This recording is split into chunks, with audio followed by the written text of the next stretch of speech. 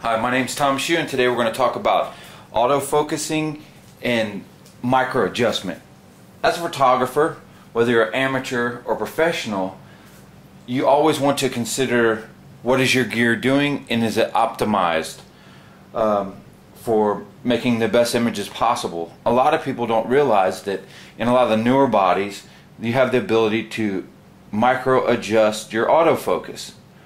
I made a target that I'll allow you guys to download for free, and I'll show you how to set it up to make it easy to use. But right now let's just look at the menu of the Canon camera. Nikon has a similar menu. Before, in the older cameras, you had to send them to the manufacturer so they could do this adjustment, and you had to pay them and wait. Now it's built into the bodies. So you see a lot of lenses during manufacture, even expensive lenses like this 85-1.2, there's manufacturing tolerances plus or minus, and what happens, it's called a slop quotient. Say if you have 50 items inside of a lens or inside of a piece of machinery, and each one of those has plus or minus 5, for example, let's just give just a number, plus or minus 5.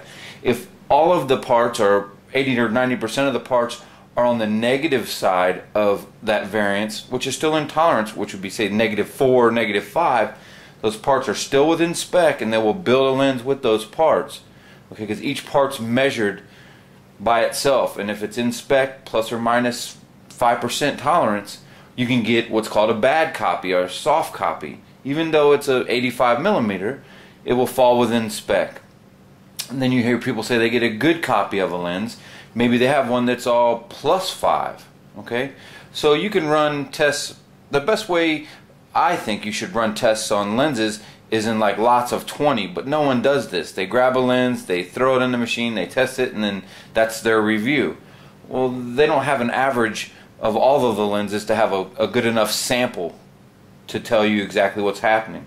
So let's go into what this menu has, and if you look right here, it's a micro adjustment, and it will tell you what lens is attached, and it will let you adjust all of your lenses by a certain amount, or it will notice each lens and adjust it by a specific amount. So if we hit, it says hit info to change, right here it will let you dial up a change. +10, -10, +20, -20. In my case, the lens is off by 1. At least that's as close as I can get it. Maybe they could fine tune it in the factory, but I'll show you some images that I took with the target in this video. Here's a close-up of the Thomas Shue Photography Lens Align tool that I'm going to let you download for free. And if you notice here, there's a little register mark. That's your focus mark. It says focus here. So you set your center focus point right there, and that represents 0. And then you'll notice that it's at an angle, and I'll show you the angle. The angle is specific. It's at 20 degrees, and I'll show you how to get to 20 degrees real easy. But when you make an image, it's going to show you what's in focus, and if it's focusing back here, it's back focusing, and if it's focusing up here, it's front focusing. So let me zoom out so you can see what's going on. Okay, here's a good look at the focus target. It's basically a piece of photo paper that I printed this design on, mounted to a piece of foam core. Well, this needs to be at around 20 degrees at an angle. Okay, so what I've done is I made this little jig here. It's 10 1/8 inches on the inside, and if you take any CD case, you can get a piece of paper and mark 10 1/8 inches, and if you put this apart 10 1/8, you're at 20 degrees.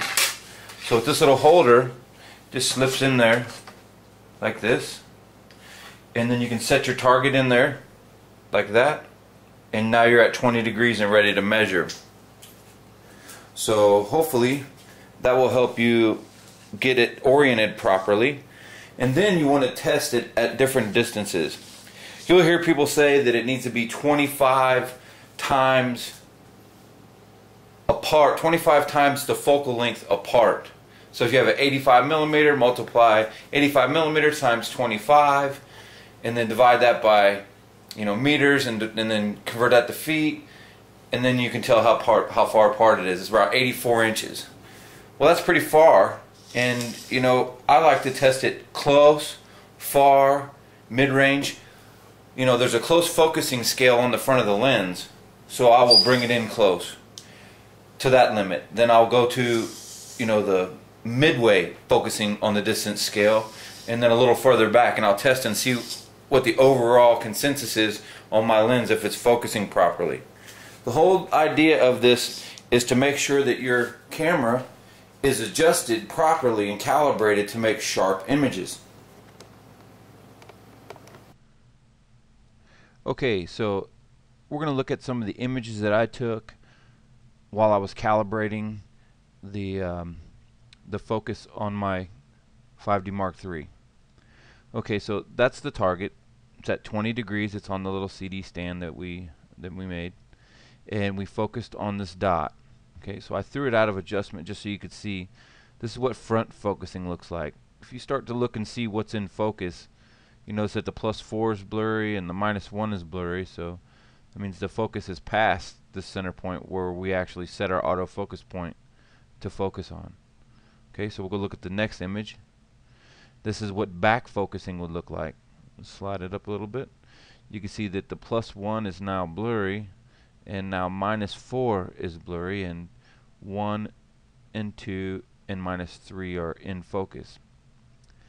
I'm not really sure what the looks like. This edge of the 2 maybe in this area is the proper focus point. Okay, so let's look at the next image.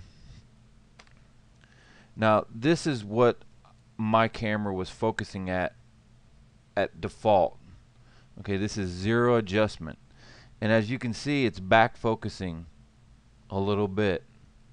This is at f1.2, so it's a wide open aperture. However, when you're focusing on a model's eyes, it's really important to get those eyes tack sharp, and if it's focusing on the back, you know, it's back focusing like this, it will get the catch lights in focus, but it won't get what's inside their eye, inside the iris of the lens, the colored portion of the eye. There's a lot of textures inside a lot of those girls' eyes that is really beautiful, but it has to be sharp. Okay, so let's look at the next image. This was with +1 adjustment.